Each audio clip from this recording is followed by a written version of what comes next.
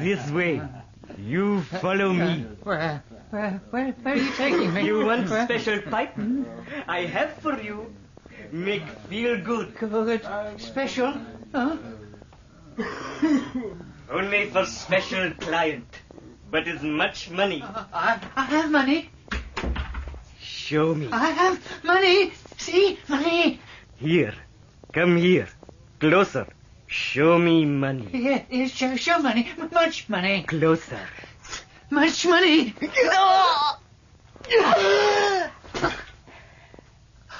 Much money.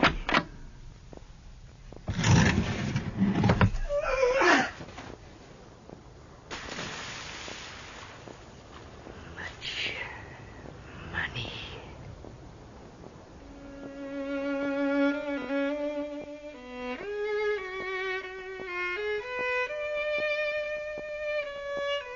The Man with the Twisted Lip by Sir Arthur Conan Doyle. Dramatized for radio by Peter Mackie. With Clive Merrison as Sherlock Holmes and Michael Williams as Dr. John Watson. And featuring Robin Herford as Hugh Boone. The Man with the Twisted Lip.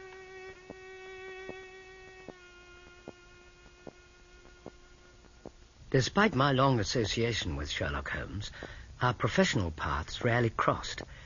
Naturally, there were occasions when, in pursuance of some of the many criminal investigations we undertook together, my experience as a medical man was of a special value.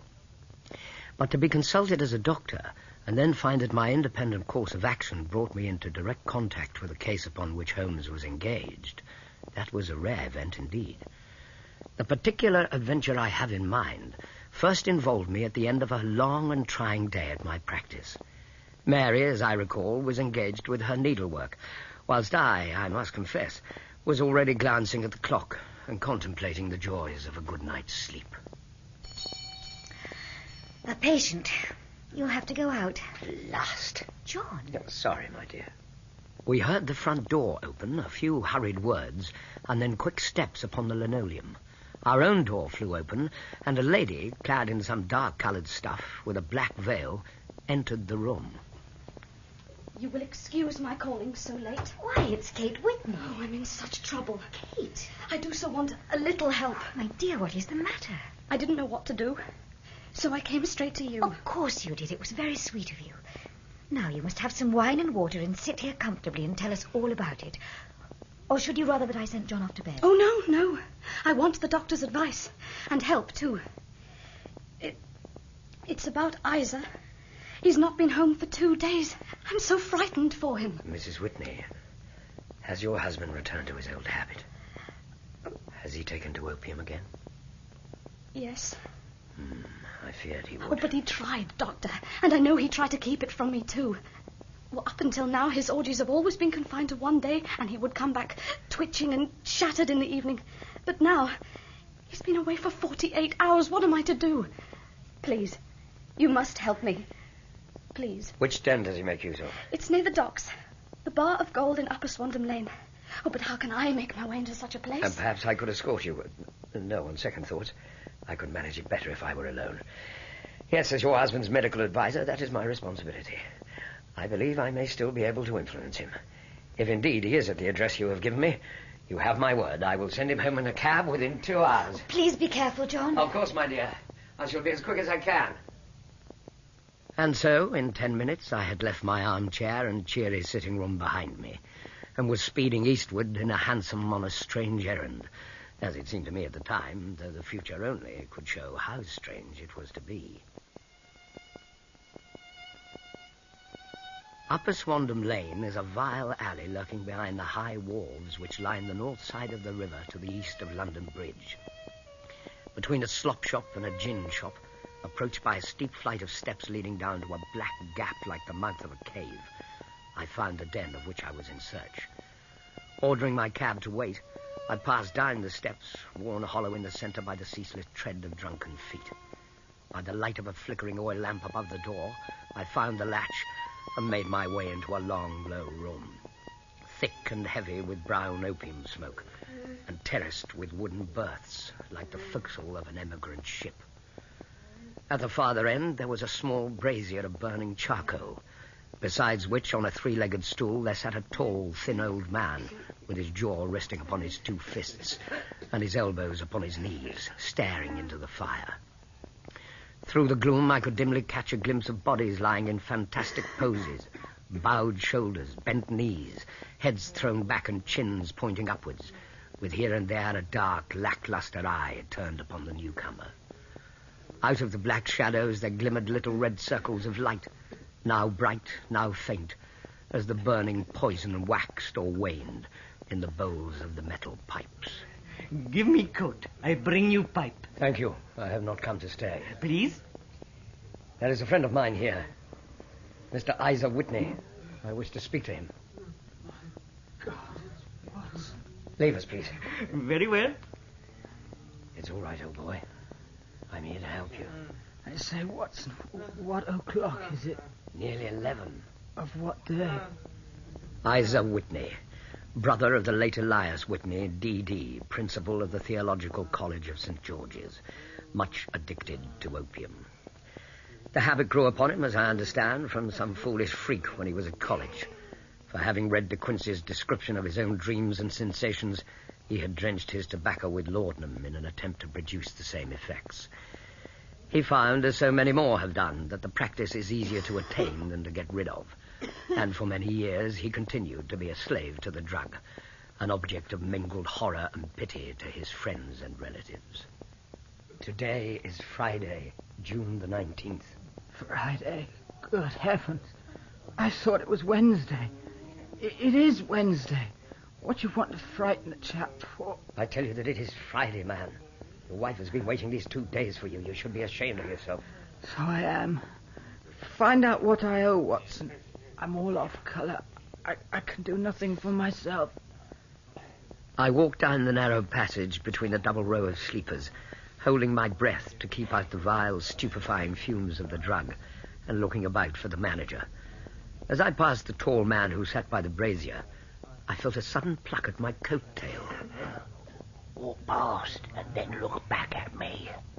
The words could only have come from the old man at my side, and yet as I glanced down, he sat as absorbed as ever, very thin, very wrinkled, bent with age, an opium pipe dangling down from between his knees, as though it had dropped in sheer lassitude from his fingers. I took 2 steps forward and looked back. Good God! The old man had now turned his back so that none could see him but I. His form had filled out. His wrinkles were gone. The dull eyes had regained their fire. And there, sitting by the brazier and grinning at my surprise, was none other than Sherlock Holmes. Holmes, What on earth are you doing in this den? as low as you can. I have excellent ears. If you would have the great kindness to get rid of that sottish friend of yours, I should be exceedingly glad to have a little talk with you. I have a cab outside. And pray send him home in it. He's too limp to get into any mischief. And also send a note by the cabman to your wife to say that you've thrown in your lot with me. If you'll wait outside, I shall be with you in 5 minutes. It was difficult to refuse any of Sherlock Holmes' requests, for they were always so exceedingly definite, and put forward with such a quiet air of mastery. In a few minutes I had written my note, paid Whitney's bill, led him out to the cab, and seen him driven through the darkness. In a very short time, a decrepit figure had emerged from the opium den, and for 2 streets Holmes shuffled along with a bent back and an uncertain foot. You know, Holmes, it's high time that you told me exactly what you were doing in there. Round this next corner. Oh, really, Holmes? I failed to find anything humorous in this situation. I suppose, Watson, that you imagine that I've added opium smoking to cocaine injections and all the other weaknesses on which you favoured me with your medical views. I was certainly surprised to find you in a place like that. But not more so than I to find you. I came to find a friend. And I to find an enemy. An enemy? Yes, one of my natural enemies, or shall I say, my natural prey. Watson, I'm in the midst of a very remarkable inquiry, and I've hoped to find a clue in the incoherent ramblings of these sots, as I've done before now. Had I been recognized in that den, my life would not have been worth an hour's purchase. I've used the place before now for my own purposes, and the rascally lascar who runs it has sworn vengeance on me. You mean the fellow I spoke with? Yeah, the same. There's a trapdoor at the back of that building, near the corner of Paul's Wharf, which could tell some strange tales of what's passed through it upon moonless nights. You mean bodies? Oh, yes, bodies, Watson. We should be rich men if we had £1,000 for every poor devil who's been done to death in that den. It's the vilest murder trap on the whole riverside, and I fear Neville St. Clair has entered it never to leave it more. Who is this St. Clair fellow? Yeah, one moment. Our trap should be here. Ah, there he is. Now, Watson, you'll come with me, won't you? If I can be of any use. Oh, a trusty comrade is always of use, and a chronicler even more so. Where shall we be sleeping tonight? In my room at the Cedars. It's a double-bedded one. The Cedars? Mr. St. Clair's home. I'm staying there while I conduct the inquiry. Where is it then? Near Lee, in Kent. We have a 7-mile drive before us. Yeah, but I'm all in the dark. Of course you are. Well, you'll know about it presently. All right, John. We'll be driving ourselves. Jump up, Watson. Up there. And we dashed away through the endless succession of sombre and deserted streets, which widened gradually until we were flying across a broad balustraded bridge, with the murky river flowing sluggishly beneath us. A dull wrack was drifting slowly across the sky, and a star or two twinkled dimly here and there through the rifts of the clouds. Holmes drove in silence, with his head sunk upon his breast, and the air of a man who was lost in thought, while I sat beside him, curious to learn what this new quest might be, which seemed to tax his powers so sorely, and yet afraid to break in upon the current of his thoughts.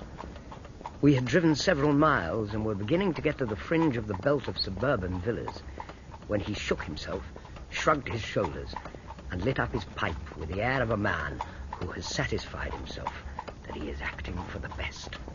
You have a grand gift of silence, Watson. It makes you quite invaluable as a companion. Good of you to say so. That's a great thing for me to have someone to talk to, for my own thoughts are not over-pleasant. I was wondering what I should say to this dear little woman tonight when she meets me at the door. You forget that I still know nothing about it. And I shall just have time to tell you the facts of the case before we get to Lee. It seems absurdly simple, and yet somehow I can get nothing to go on. There's plenty of thread, no doubt, but I can't get the end of it into my hand. Now, I'll state the case clearly and concisely to you, Watson, and maybe you can see a spark where all is dark. Proceed, then.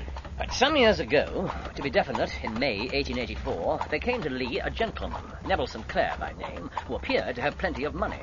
By degrees, he made friends in the neighborhood, and in 1887 he married the daughter of a local brewer, by whom he now has 2 children. He had no occupation, but was interested in several companies and went to town, as a rule, in the morning, returning by the 5:14 from Cannon Street every night.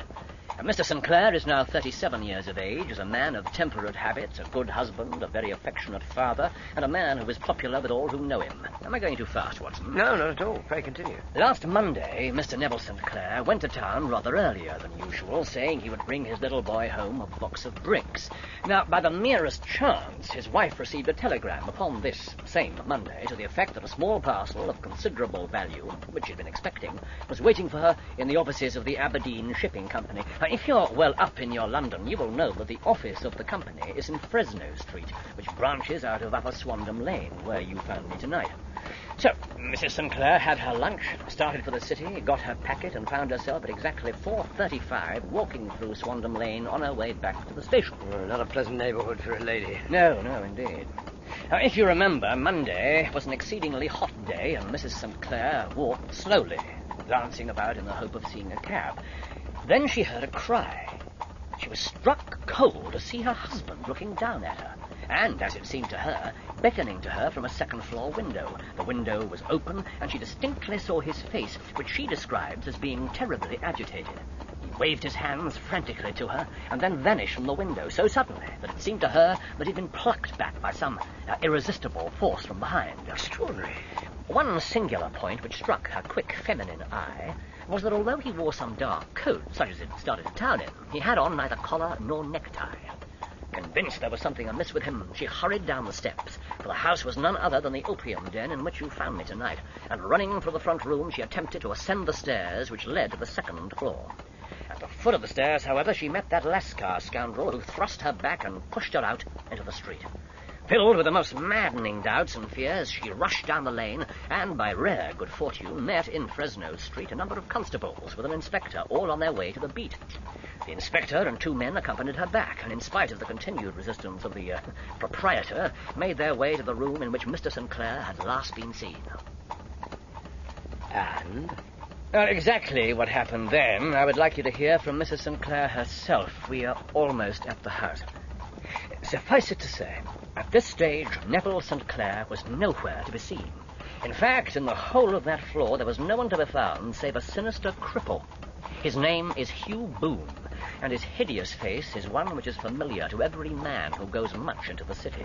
A professional beggar, and such a piteous spectacle that a small rain of charity descends into the greasy leather cap which lies upon the pavement beside him. His appearance, you see, is so remarkable that no one can pass without observing him. A shock of orange hair, a pale face disfigured by a horrible scar, which, by its contraction, has turned up the outer edge of his upper lip, a bulldog chin, and a pair of very penetrating dark eyes, which present a singular contrast to the colour of his hair, all mark him out from amid the common crowd of mendicants. So, too, does his wit, for he's ever ready with a reply to any piece of chaff which may be thrown at him by the passers-by. This is the man whom we now learn to have been the lodger at the opium den, and to have been the last man to see the gentleman of whom we are in quest. Ah, here we are. The cedars. Less than we'd expected. There's still a light on. So what did this cripple have to say for himself? Both he and the Lascar stoutly swore that no one else had been in the front room during the afternoon. Obviously lying. Quite possibly, especially as traces of blood were to be seen on the windowsill and several scattered drops were visible on the wooden floor of the bedroom. For the moment, Watson, just let me give you this thought. Whoa there! There is only one entrance to that house in Swandam Lane, and all the back windows look directly onto the river, which was at its height at the time. When the mud was revealed once more, however, the police inspector found not Mr. Neville St. Clair, but a coat identified as belonging to him. And do you know why that coat had not been dragged away by the fierce currents of an ebbing tide, Watson? Weighted in some way? Every pocket had been stuffed with coppers. 421 pennies and 270 halfpennies. They must assume that the body, being less encumbered, was sucked away into the river. Ah, the groom will take care of our horse. Shall we go in? Mrs. St. Clair, may I present my colleague, Dr. Watson? I'm delighted to see you. Madam? You will, I'm sure, forgive anything that may be wanting in our arrangements when you consider the blow which has come so suddenly upon us. My dear madam, I am no campaigner. And if I were not, I can very well see that no apology is needed. Please, gentlemen, do take a seat. Thank you. Now, Mr. Sherlock Holmes, I should very much like to ask you 1 or 2 plain questions to which I beg that you will give a plain answer. Certainly, madam. Do not trouble about my feelings. I am not hysterical nor given to fainting. I simply wish to hear your real opinion. Upon what point? In your heart of hearts, do you think Neville is alive? Frankly now. Frankly, I do not. You think that he is dead? I do. Murdered? I don't say that. Perhaps. And on what day did he meet his death? On Monday. Then perhaps, Mr. Holmes, you will be good enough to explain how it is that I've received a letter from him today. What? Yes, today. Well, may I see it? Certainly. Oh, thank you. A Gravesend postmark, this morning's date, a coarse hand. Well, surely this is not your husband's writing, madam? No, but the note inside certainly is.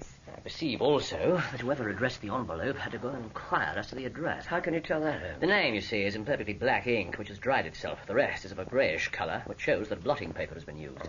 Now, if it had been written straight off and then blotted, none would be of a deep black shade. Now, this man has written the name, and there has been a pause before he wrote the address, which can only mean that he was not familiar with it.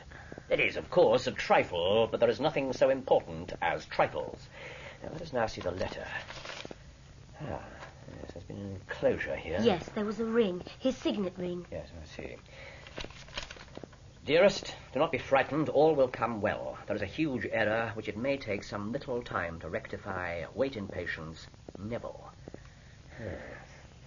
Written in pencil upon the flyleaf of a book, octavo size, no watermark. Posted today in Gravesend by a man with a dirty thumb, and the flap has been gummed, if I'm not very much in error, by a man who'd been chewing tobacco. And you've no doubt it's your husband's hand, madam. Oh, none. Neville wrote those words. Well, Mrs. St. Clair, the clouds lighten, though I should not venture to say that the danger is over. But he must be alive, Mr. Holmes. Unless this letter is a clever forgery to put us all on the wrong scent. The ring, after all, proves nothing. It may have been taken from him. No, it is his very own writing. Ah, very well. It may, however, have been written on Monday and only posted today. That is possible. Yes, and if so, much may have happened between. Oh, you must not discourage me, Mr. Holmes. I know that all is well with him. There is so keen a sympathy between us that I should know if evil came upon him. On the very day that I saw him last, he cut himself in the bedroom, and yet I, in the dining room, rushed upstairs instantly with the utmost certainty that something had happened. Do you think that I would respond to such a trifle and yet be ignorant of his death? I have seen too much not to know that the impression of a woman may be more valuable than the conclusion of an analytical reasoner. But if your husband is alive and able to write letters, why should he remain away from you? I cannot imagine. It is unthinkable. And on Monday he made no remarks before leaving you. No. And you were surprised to see him that afternoon at the window. Very much so. Had he ever spoken of Swandam Lane? Never. Had he ever showed signs of taking opium? Never. Yes, very well. Now, you say you thought he was pulled back from the window. He disappeared so suddenly. Yes, he might have leapt back. Could you see anyone else in the room? Not from the street. Mrs. St. Clair, please think carefully and then tell us precisely what happened from the moment you entered the second-floor room with the inspector and his men. Very well. As you will recall, several minutes had elapsed before I was able to secure the assistance of the police in Fresno Street and return with them to the house in Swandam Lane. Stay by the door, Auden. Very good, sir. Tompkins, search the other room. Sir. Now, who are you? I am owner of house. Then I want to talk to you. But you, I do know. What are you doing in here, Boone? I live here. Threadneedle Street, that's your pitch, isn't it? That's right. Well, how long you been back here, then? 20 minutes thereabouts. This lady says she saw another man in here about 5 minutes ago, in the window there. Been no one here but me and the landlord. What do you say to that? It is truth. I see. Mrs. Sinclair, you sure it was this window? Perfectly sure. And sorry to have to ask you this, madam. It was your husband you saw. Of course, I should know. This is the second floor, Mrs. Sinclair. Can you be sure of that? I'm his wife, Inspector. Quite. Well, Boone, you've heard what the lady said. I live here. I should know. There's been no other party here. Just me and him. He's lying. Neville was here. I know it. All right, Mrs. Sinclair. I'll take a look around. What's in this cupboard, Boone? Few bits and pieces, not much. Let's take a look, shall we? A few bits and pieces, eh? Well, I wouldn't have thought children's toys was in your line of business. What do you mean? I suppose you're going to tell me you've never seen these building bricks before. Neville said he... Yes, Mrs. Sinclair? My husband said he would buy a present for our little boy today. He has been here. I've never seen them before, I tell you. In here, Inspector. Bring him along, Warden. Right, sir. I've done nothing, I tell you. I'd say You nothing. ain't got no... What is it, Tompkins? I found these behind the curtain there, sir. Boots, socks, hat, watch. Mrs. Sinclair? Yes, they are my husband's. Are you all right, madam? I... You better sit down. I should be all right, Inspector. All right, Boone. What do you know about this? Nothing. I swear I've never seen those clothes before. Did you open this window, Tompkins? No, sir. Let's have a look then. River's high. Come here, Boone. I said here. What's this then? Where? On the sill there. Blood. It's mine. See? Oh, my hand. I cut myself Oh, so earlier. you have. But who's to say that's your blood on the window? Who's to say it's not from Mr. Neville St. Clair after you cut his throat and pushed his body into the river? No. You, Boone, I arrest you for the murder of Neville St. Clair. But I'm innocent, I tell you. I've never seen this thing. Take him down the station. No, it's a mistake. He was never here. That's enough from you. Yeah, and I want to see you again later. I'll not go away, sir. Just make sure you don't. I'm innocent, I tell you. Innocent. At that moment, then, you believed your husband dead. Yes. You know what agony and grief these last few days have held for me, Mr. Holmes. But today, this letter, the relief of knowing he is alive. But not where he might be. Neville has good reason for keeping that from me, Mr. Holmes. For the moment, it is enough to know he will return to his family. He has asked me to be patient, and I will. And now, if you will excuse me, Mr. Holmes, it has been a long day. Yes, of course. My apologies for keeping you up so late. Your supper has been laid out in the dining room. Oh, that'll be most welcome. And then we, too, must retire, Watson. I suspect we may have a busy day tomorrow. A large and comfortable double-bedded room had been placed at our disposal, and I was quickly between the sheets, for I was weary after my night of adventure. Sherlock Holmes was a man, however, who, when he had an unsolved problem upon his mind, would go for days and even for a week without rest. It was soon evident to me that he was now preparing for an all-night sitting.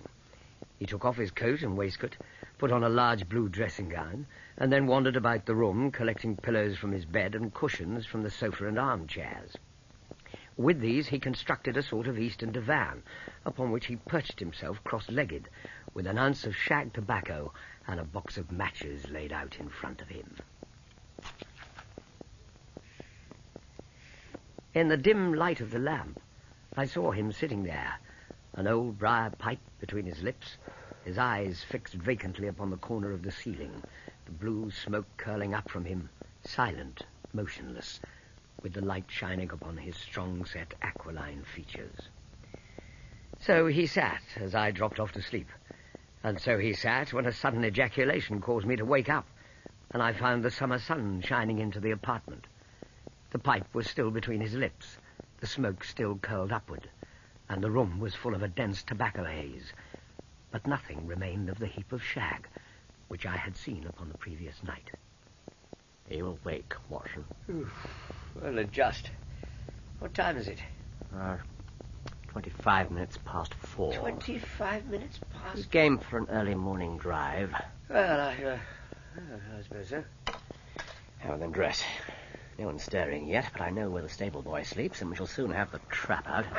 What's all this about, Holmes? I want to test a little theory of mine. I think, Watson, that you are now standing in the presence of one of the most absolute fools in Europe who deserves to be kicked from here to Charing Cross.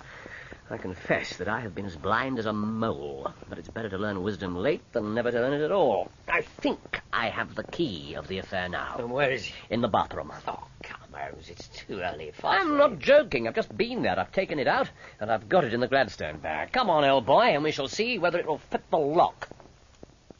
We made our way downstairs as quietly as possible, and out into the bright morning sunshine. In the road stood our horse and trap, with a half-clad stable boy waiting at the head. We both sprang in, and away we dashed down the London road. A few country carts were stirring, bearing in vegetables to the metropolis, but the lines of villas on either side were as silent and lifeless as some city in a dream. In town, the earliest risers were just beginning to look sleepily from their windows as we drove through the streets of the Surrey side. Passing down the Waterloo Bridge Road, we crossed over the river and, dashing up Wellington Street, wheeled sharply to the right and found ourselves in Bow Street. Who is on duty? Inspector Bradstreet, sir. Thank you. Ah, Bradstreet. How are you? I wish to have a word with you. Certainly, Mr. Holmes. Always a pleasure to see you. And Dr. Watson, of course. Please step into my room. Thank you. How's the family, Bradstreet? Oh, very well, thank you, Doctor. Now, what can I do for you, gentlemen? We've called about that beggar man, Boone. The one who was charged with being concerned in the disappearance of Mr. Neville St. Clair of Lee. Oh, yes. Brought up and remanded for further inquiries. So I heard. You have him here? Where else? Quite a regular guest in the Bow Street cells is our Mr. Boone. Yes, you speak as though you've developed a certain rapport with the man. Oh, I don't know about that, Mr. Holmes. But I do know I've run him in quite a few times over the years. The last occasion couldn't have been more than a couple of weeks back. Matches, madam. Matches for the light of your life. No, as you like. Oh, matches, sir. Box of... morning, Mr. Bradstreet, sir. I was just going... There was only one place you're going, Boone. There's no need for that, Mr. Bradstreet. I'm not hurting anyone. That's a matter of opinion. Well, if it's my opinion you want. All right, Boone. That'll do. On your feet. Very good, Mr. Bradstreet. I'll just put my matches away. Be quick about it. Oh, here's my stock.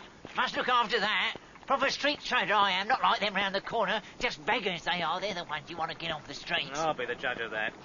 And who'll be the judge of me? We'll just have to see, won't we? Well, I don't know what you're worried about. Looks like there's enough in your cap, whatever the fine is. Yes, I think you're right there. Now, Mr. Bradstreet, ready when you are. They're more than just a fine this time, I shouldn't wonder. Tell me, Inspector, is he quiet? Even more than usual, Mr. Holmes, though he never really gives us any trouble. But he's a dirty scoundrel.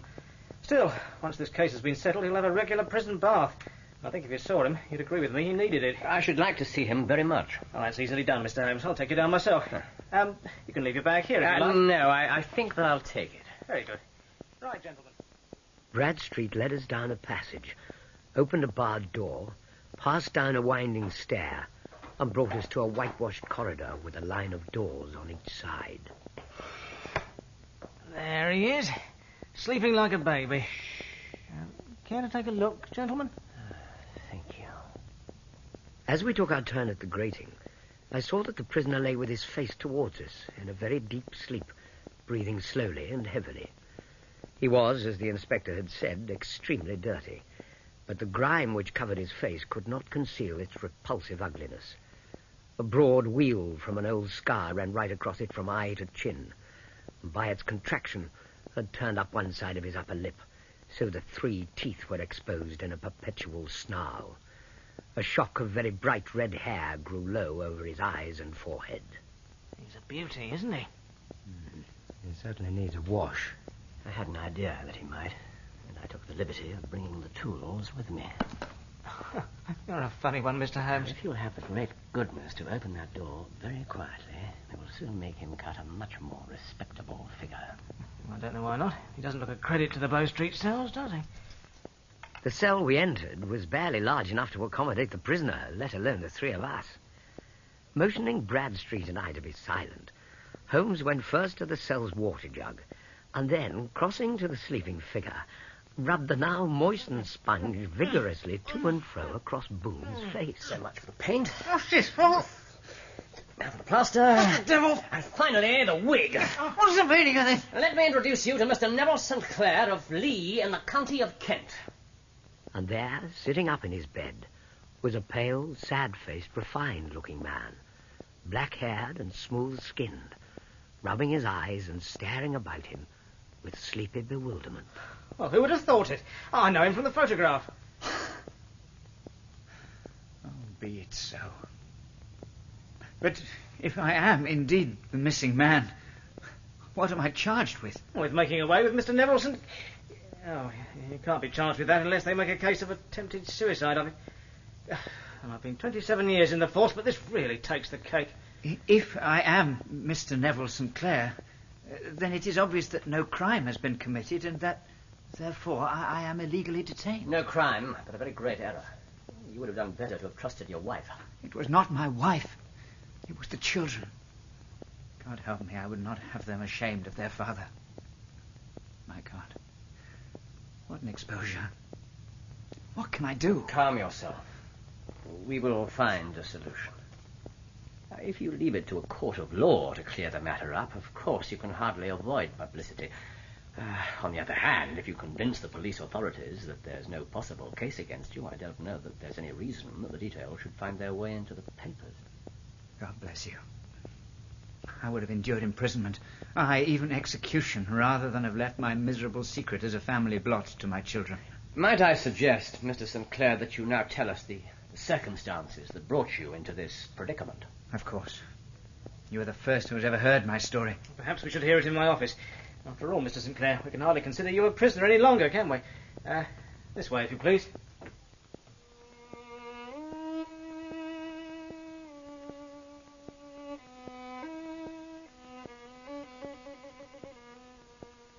My father, gentlemen, was a schoolmaster in Chesterfield, where I received an excellent education. I travelled in my youth, took to the stage, and finally became a reporter for one of the London evening papers. One day, my editor wanted a series of articles upon begging in the metropolis, and I volunteered to supply them. I decided it was only by trying begging as an amateur that I could get the facts upon which to base my articles. When an actor, I had, of course, learned all the secrets of making up. I took advantage now of my attainments and painted my face. And, to make myself look as pitiable as possible, I made a good scar and fixed one side of my lip in a twist by the aid of a small slip of flesh-coloured plaster. Then, with a red head of hair and an appropriate dress, I took my station in the business part of the city. For 7 hours I plied my trade, and when I returned home in the evening, I found to my surprise that I had received no less than 26 shillings and fourpence. Just for sitting on your backside all day. Please continue, Mr. St. Clair. I wrote my articles and thought little more of the matter until, some time later, I backed a bill for a friend and had a writ served on me for £25. I was at my wits' end where to get the money. But a sudden idea came to me. I obtained a fortnight's grace from the creditor, asked for a holiday from my employers, and spent the time in begging in the city under my disguise. In 10 days I had the money and had paid the debt. Well, you can imagine how hard it was to settle down to arduous work at £2 a week when I knew that I could earn as much in a day by smearing my face with a little paint, laying my cap on the ground and sitting still. I tell you, gentlemen, it was a long fight between my pride and the money. But the money won at last, eh? To my shame. Only one man knew my secret. The Lascar who keeps the opium den in Swandam Lane. He also gave me the use of 2 second-floor rooms, though I had to pay him well to keep my secret safe. 19 and 6, £4. There you are. Thank you, Mr. Boone. Hugh Boone. Of course. But Mr. Boone is not enough. How do you mean? You give £5 now, please. No, it's too much. No. Not too much. Not for Mr. Boone. Mr. Boone gets much money. I paid, of course. And so I continued to emerge every morning as the squalid beggar, and in the evenings transform myself into the well-dressed man about town. Very soon I found that I was saving considerable sums of money. I do not mean that any beggar in the streets of London could earn £700 a year, which is less than my average takings, but I had exceptional advantages in my power of making up, and also in a facility in repartee, which improved by practice and made me quite a recognizable character in the city. All day a stream of pennies, varied by silver, poured in upon me, and it was a very bad day I failed to take £2. As I grew richer, I grew more ambitious. Took a house in the country, and eventually married, without anyone having a suspicion as to my real occupation. My dear wife knew that I had business in the city, but she little knew what. You fooled us all, Mr. St. Clair. I should think even the Commissioner might have dropped a few shillings in your cap over the years. Very probably. Well, last Monday, I had finished for the day and was dressing in my room above the opium den when I looked out of my window and saw, to my horror and astonishment, that my wife was standing in the street, with her eyes fixed full upon me. I gave a cry of surprise, threw up my arms to cover my face, and rushing to my confidant, the Lascar, entreated him to prevent anyone from coming up to me. I threw off my clothes, pulled on those of a beggar, and put on my pigments and wig. Even a wife's eyes could not pierce so complete a disguise. But then it occurred to me that there might be a search in the room, and that the clothes might betray me. I threw open the window, reopening by my violence a small cut which I had inflicted upon myself in the bedroom that morning. Then I seized my coat, which was weighted by the coppers which I had just transferred to it from the leather bag in which I carried my takings. I hurled it out of the window, and it disappeared into the Thames. The other clothes would have followed, but at that moment there was a rush of constables up the stair, and a few moments after I found, rather I confess to my relief, that instead of being identified as Mr. Neville St. Clair, I was arrested as his murderer. Well, gentlemen, I do not know there is anything else for me to explain. I was determined to preserve my disguise as long as possible, and hence my preference for a dirty face. Knowing that my wife would be terribly anxious, I slipped off my ring and confided it to the Lascar at a moment when no constable was watching me, together with a hurried scrawl telling her that she had no cause to fear. That note only reached her yesterday. Good God. What a week she must have spent. We've been keeping a watch on that Lascar, so it would have been difficult for him to post a letter unobserved. Probably handed it to one of his sailor customers who forgot all about it for some days. That was it. I've no doubt of it.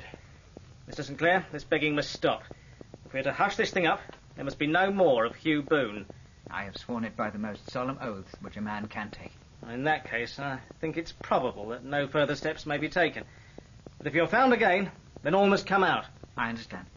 And all that remains to say is we're very much indebted to you, Mr. Holmes, for having cleared the matter up.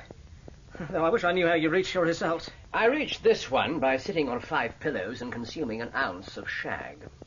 Watson, I feel there is just one more matter we must attend to before we can say this particular adventure has been brought to a satisfactory conclusion. You mean we should let Mrs. St. Clair know all is well? I think we can safely leave that to her husband. Of course. I was thinking more along the lines that if we drive with all possible haste to Baker Street, I believe we shall just be in time for breakfast. Good day, gentlemen.